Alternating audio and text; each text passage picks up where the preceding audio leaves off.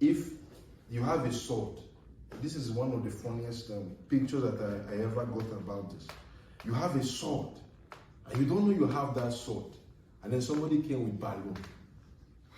Somebody came with balloon and started running towards you, and you dropped your sword, and you started kicking. That's how many of us.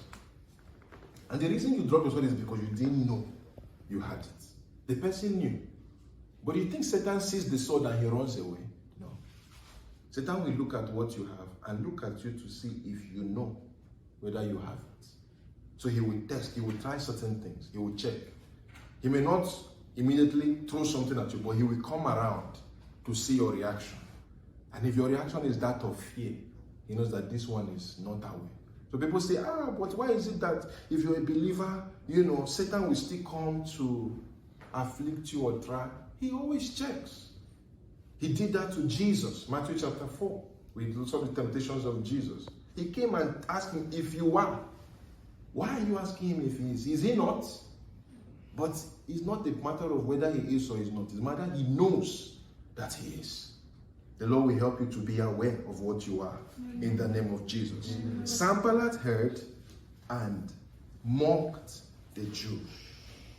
Sanballat heard and mocked the Jews.